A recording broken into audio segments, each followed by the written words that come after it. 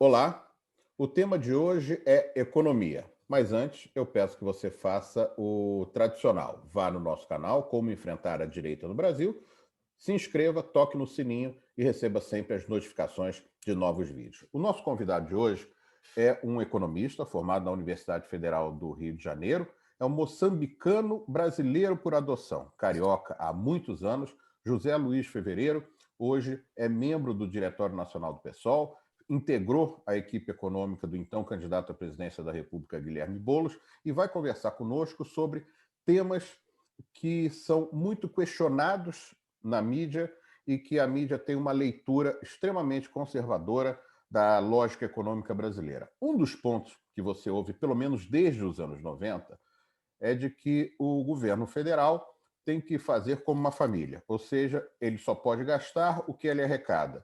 Em resumo, muitas vezes, como agora o Paulo Guedes diz, acabou o dinheiro do orçamento.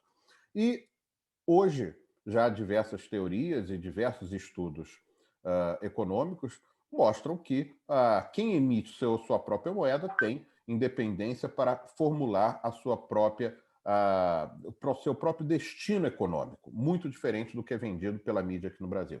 Zé Luiz Fevereiro, primeiro, obrigado pela sua participação aqui. Gostaria que você explicasse um pouquinho, quer dizer, como é que surge a lógica do acabou o dinheiro e como é que a gente pode explicar a quem durante muitos anos ouviu que orçamento público é igual ao orçamento de uma família, que isso não é verdade? Bom dia, Marco Antônio. Bom dia a quem estiver ouvindo a gente. Então, isso tem uma origem histórica no tempo em que a moeda era lastreada em metal precioso, né? A época do padrão ouro.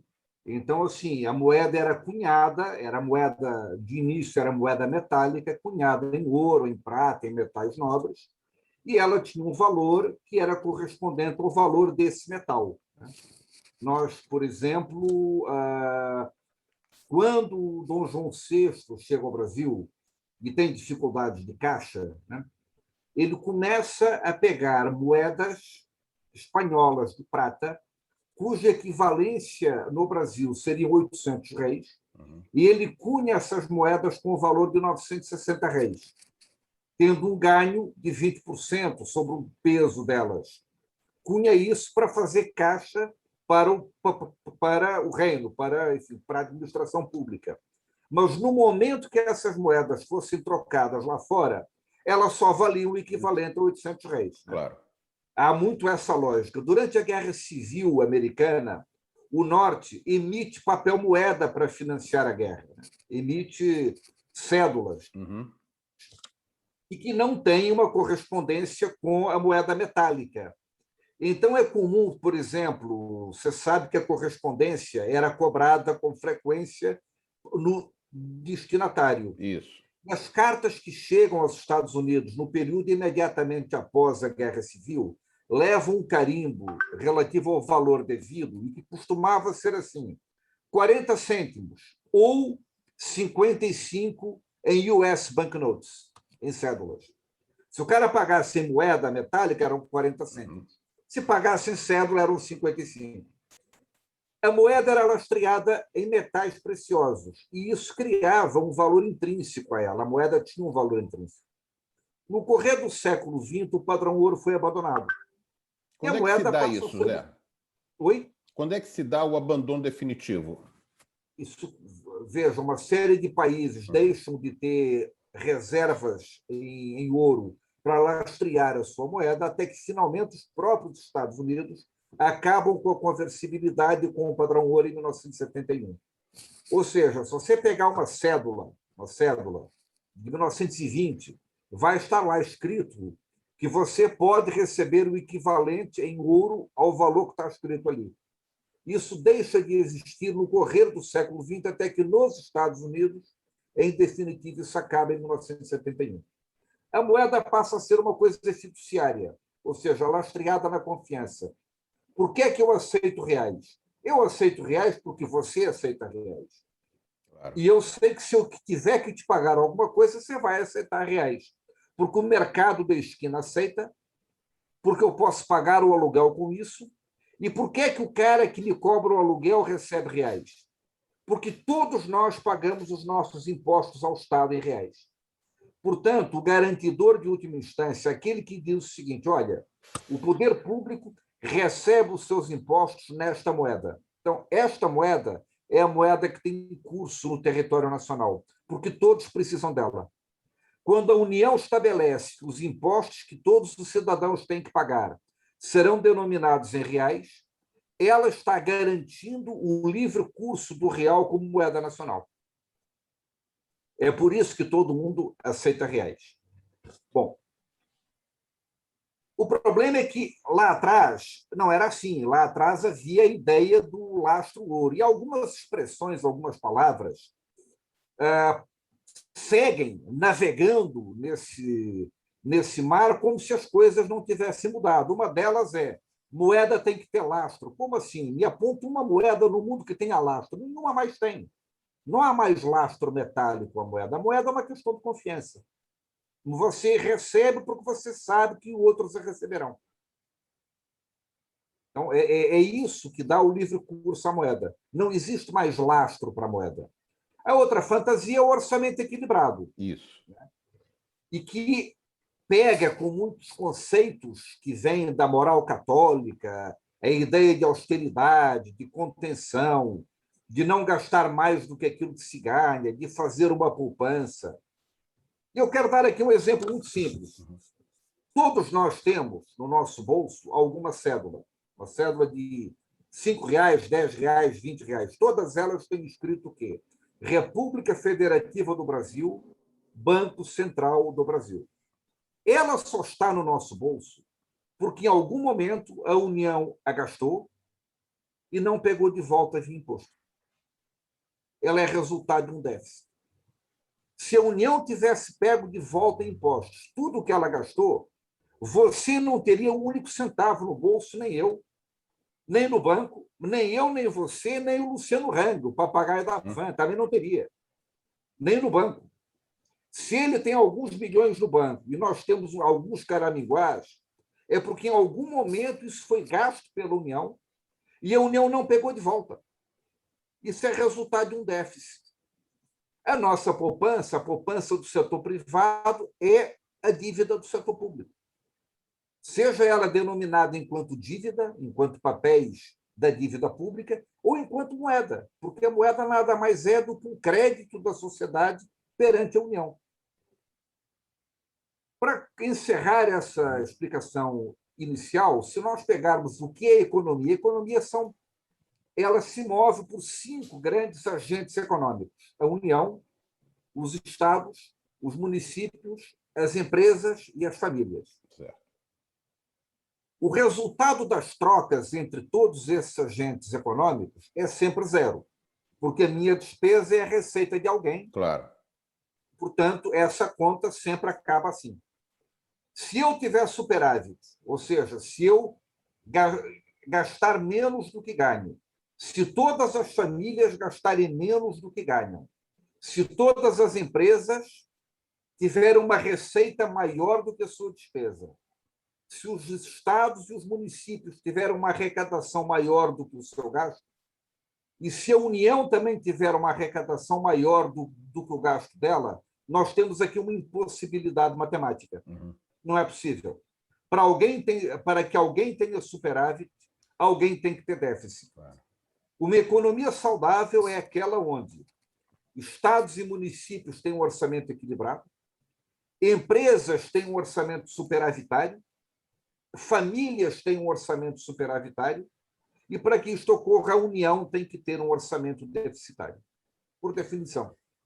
Agora, Zé, a partir dessa definição, queria lembrar o seguinte: se a gente for lá, eu não sei quando é que você começou na faculdade, imagino que seja ali final dos anos 70, início dos anos 80, que foi mais ou menos quando eu comecei também.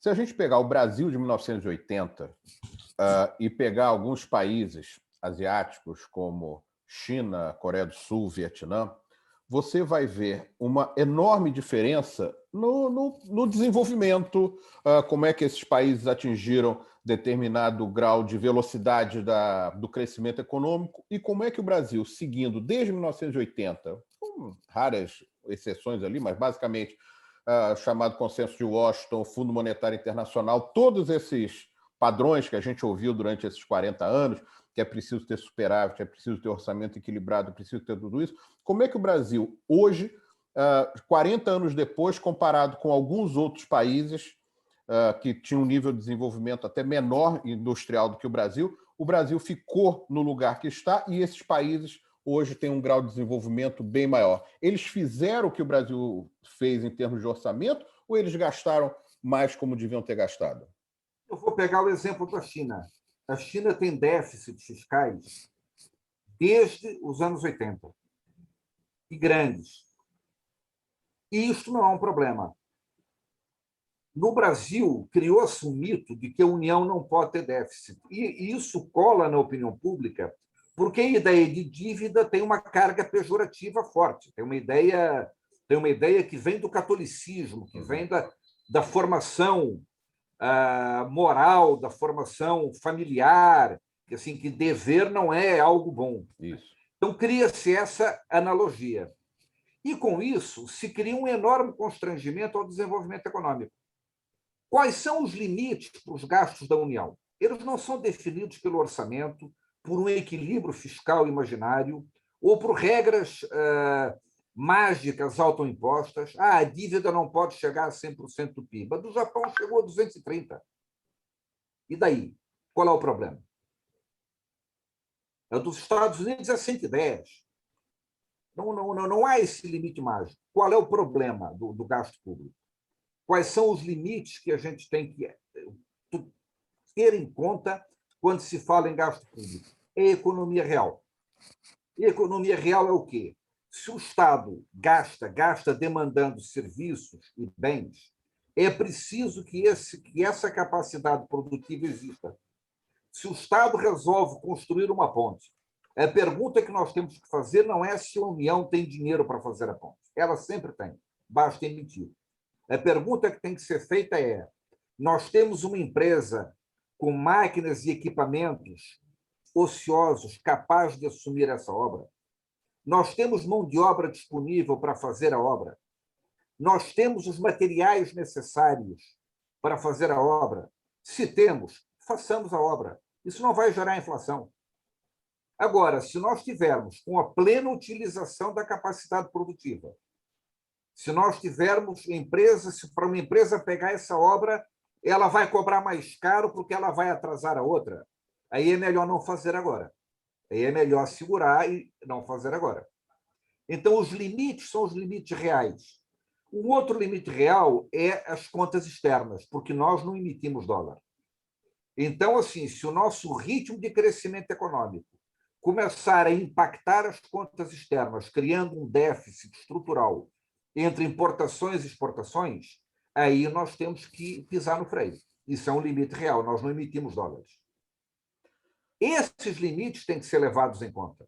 Se o orçamento está equilibrado, desequilibrado, déficit, superávit, isso não tem nenhuma relação com aquilo que o Estado pode e deve gastar. Zé, você colocou aí um ponto... Estado que eu falo aqui é a União, claro. Claro, claro, sempre a União, porque é quem emite moeda, né? Estado e município não podem emitir moeda. Quando você fala na questão externa, né? O Brasil, os países em geral, não, tirando os Estados Unidos, não emitem o dólar, que é ainda hoje a moeda corrente no mercado internacional que você precisa para as compras externas. Como é que se administra isso? E tendo em vista hoje as reservas que o Brasil tem, o Brasil, portanto, poderia ser, num determinado período, se o Brasil agora quisesse implementar um programa mais forte de investimento público, de recuperar a sua economia, o Brasil teria espaço para aguentar, durante algum tempo, uma necessidade de importação maior com as reservas que tem? Com certeza. Nós temos mais de 300 bilhões de reais em reservas e isso nos dá uma margem de segurança razoável. Eu vou dar aqui dois exemplos. Um, que é o seguinte: os Estados Unidos. Qual é a restrição que os Estados Unidos têm? Nenhuma. Porque como a moeda deles tem livre curso no mundo, se um ritmo maior de crescimento econômico significar que eles precisam ampliar as importações, eles importam. Eles pagam na moeda que emitem. Portanto, os Estados Unidos E esse é o verdadeiro poder imperial. O que é o império hoje? O império é o poder que os Estados Unidos têm de fazer com que a sua moeda seja aceita no mundo inteiro. Eu nasci nos anos 60 em Moçambique, e aquela região sul da África ainda fazia a sua contabilidade nacional em libras esterlinas. A libra ainda tinha uma área de influência onde a libra era a moeda referência. Isso ainda nos anos 60. Nos anos 70 isso acabou, passou a ser o dólar. O franco francês também tinha a sua área de influência na África do Norte, nas ex-colônias francesas e tal. Isso também começou a ser substituído nos anos 70. O império global do dólar se consolidou. Então, assim, a ideia de que um país possa ter uma área de influência na qual a sua moeda de própria emissão é aceita, significa que esse país pode demandar gastos que possam ser atendidos pela sua produção interna ou pela produção dos países que aceitam a sua moeda. Esse é o verdadeiro poder imperial que os Estados Unidos têm. Eu vou dar um outro exemplo. O que é que a China fez? Quando a China faz as reformas, o primeiro passo deles foi criar as ZPEs, Zonas de Processamento de Exportações. O que é que eles fizeram? Criaram indústrias não focadas em mercado interno, mas em fazer uma plataforma exportadora. Para quê? Para gerar receita em dólares e criar uma base deles poderem construir depois um ritmo aceleradíssimo de desenvolvimento, com a garantia de que eles não teriam constrangimento externo, que eles tinham uma receita de exportações que lhes viabilizaria bancar as importações necessárias. A China passa, no século XXI, a ser o grande trader do mundo, a grande nação que lidera as trocas comerciais no mundo, é o maior importador de produtos do Brasil e da América Latina como um todo, excetuando o México, né? De toda a América do Sul. E ela não tem problemas, porque ela é também o maior exportador do mundo.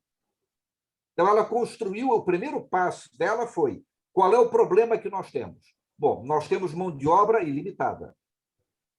Nós temos recursos humanos e nós temos a capacidade de organizar isso, de organizar o trabalho. O que é que nós não temos? Bom, nós vamos precisar importar um bocado de coisa. Então, o que é que nós temos que fazer primeiro? Vamos criar uma plataforma exportadora que nos garanta os dólares para importar o que a gente precisa. Feito isso, o desenvolvimento chinês foi uma coisa alucinada. A China hoje é, em termos de paridade de poder de compra, a maior economia do mundo. Paridade de poder de compra é, vamos lá, uma caixa de fósforos, que no Brasil custa 10 centavos, na Suíça custa 50. A Suíça contabiliza a caixa de fósforos a 50 centavos, a gente a 10. Mas em paridade de poder de compra, uma caixa de fósforos é uma caixa de fósforos. Então, a China já é a maior economia do mundo nestes termos. Em termos de preços, ainda não. É a segunda economia do mundo. Mas, em termos de paridade de poder de compra, já é a maior economia do mundo. E porque, simplesmente, ela tratou de enfrentar os limites reais. E os limites reais é ter capacidade produtiva interna e ter solvência externa. E esses são os problemas reais. Zé, é importante ter, numa ação de desenvolvimento, controle de capitais? Ou seja, o governo estabelecer limites para a saída de capital ou não? No nosso caso, com certeza. Nós não temos moeda conversível, portanto, não dá para nós termos a conta de... Não dá para ter a conta de capitais aberta. Hoje, qualquer um transfere qualquer dinheiro para qualquer lugar do mundo. Isso é muito bom para países que têm moeda conversível, não é o nosso caso. Portanto, acho que nós temos que ter controle de capitais, sim. E em relação ao que foi a experiência de 13 anos de governos de centro-esquerda aqui no país, o PT administrou, há efetivamente mudanças na distribuição, na possibilidade da população melhorar, tudo isso. Agora, há um ponto em que em nenhum momento se tocou, que foi esse ponto de controle de capitais, de orçamento equilibrado, de vender um pouco essa ideia de que continuava precisando ter um orçamento em que o Estado não gastasse mais do que arrecadava. quais foram os pontos positivos do PT, se por acaso a área externa de fazer essas reservas foram positivos, e qual foi o ponto em que o PT, na verdade, não avançou o que poderia ter avançado? Olha, na macroeconomia, o PT não avançou em nada, né? Nada. Continuou preso à lógica do orçamento equilibrado, e aí é por um conjunto de fatores. De um lado, o fato que o pensamento de uma parte da esquerda está colonizado ainda por alguns pressupostos que os liberais consolidam na opinião pública. Então, uma parte do pensamento progressista ainda não rompeu as amarras com relação a conceitos que absolutamente não fazem sentido.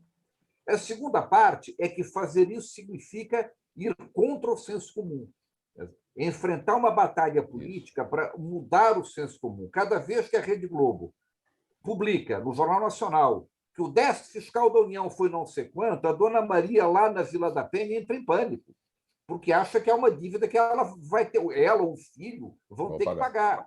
É preciso fazer essa batalha ideológica, é preciso desconstruir isso.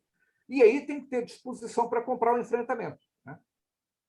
O governo Lula se beneficiou de uma certa bonança internacional, crescimento dos preços dos produtos primários, uma relação de troca mais favorável e uma margem para operar políticas compensatórias literalmente na margem, literalmente na sobra. E, portanto, conseguiu muita coisa, não é desprezível. A Bolsa Família, Minha Casa Minha Vida, uma política que chegou perto do pleno emprego em 2013, 14, enfim. Em alguns estados, particularmente no Nordeste, se o sujeito soubesse bater um prego, estava empregado e podia escolher um emprego, que não é desprezível isso. Mas nunca enfrentou o debate central. E quando, em 2014, vem a pressão, olha, não tem superávit primário, a dívida vai explodir, dá um cavalo de pau na economia e adota o receituário liberal mais radical. Né? Põe o Levy com o intuito de, a pretexto de equilibrar as contas públicas, faz um ajuste fiscal brutal, que esse sim acaba desajustando as contas. Porque, a rigor, o discurso, nós vínhamos em 2014 de um déficit fiscal primário de 0,2% do PIB. Em 2015, ele foi de 2,6%, resultado do ajuste. Porque o ajuste, só no discurso, busca ajustar contas públicas. O ajuste busca provocar desemprego. Provocar desemprego para reduzir o custo unitário do trabalho.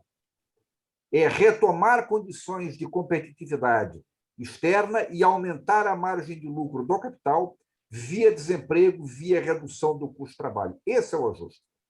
Se nós olharmos o que aconteceu em 2015, 2016 em diante, foi que as empresas retomaram patamares de lucratividade maiores, com o desemprego aumentando.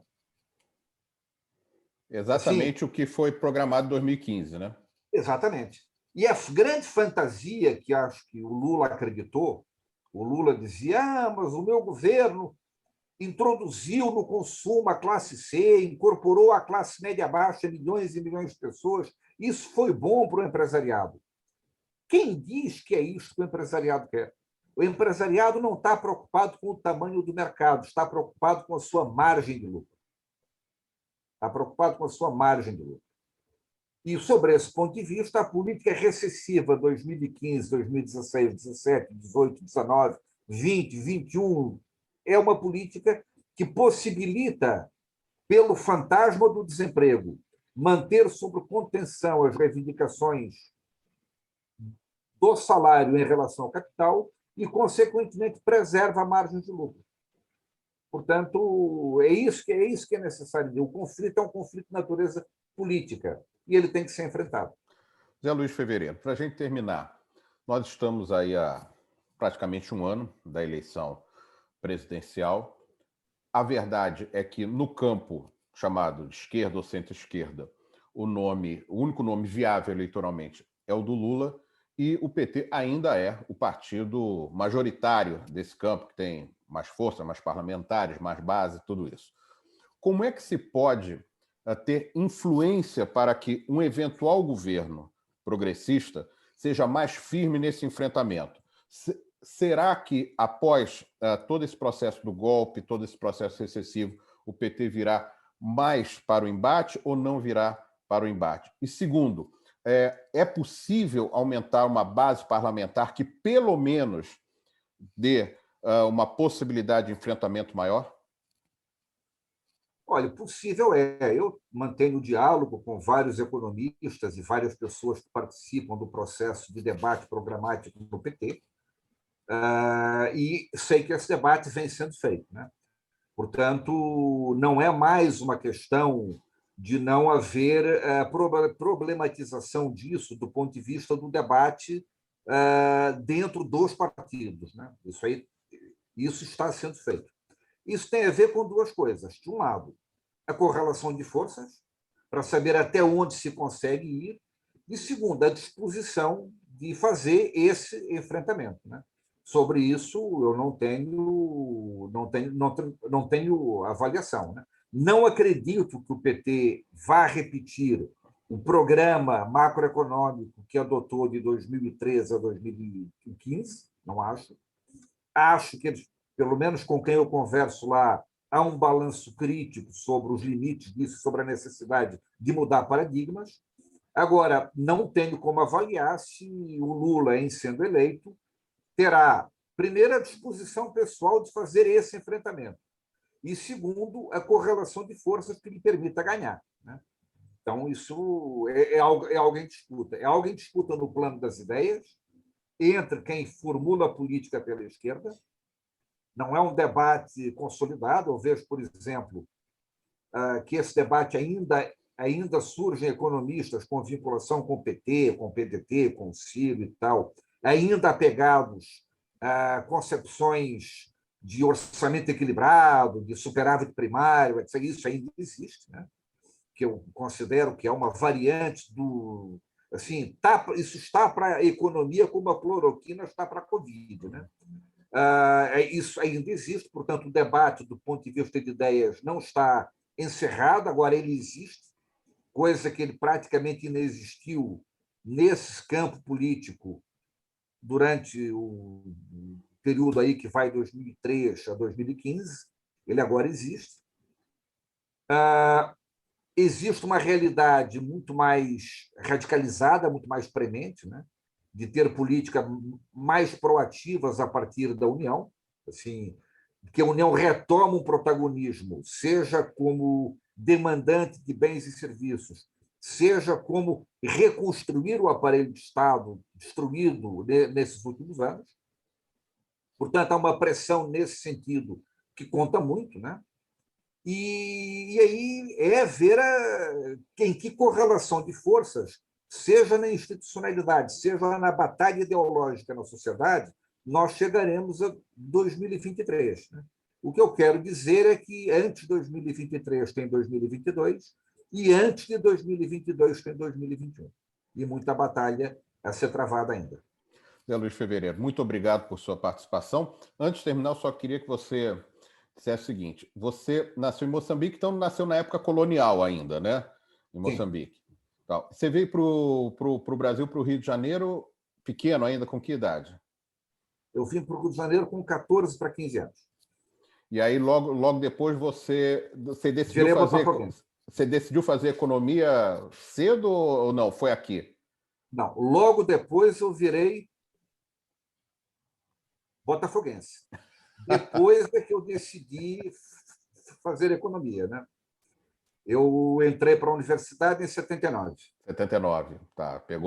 Você pegou ali governo Figueiredo, aquela reta final da ditadura militar. Eu peguei, quando eu entrei para a faculdade, o Figueiredo tinha tomado posse. Já ele tomou posse em março e eu entrei na turma de agosto. Tá bom. Zé Luiz Fevereiro, um grande abraço, muito obrigado, hein? Obrigado, Marco Antônio, sempre à disposição.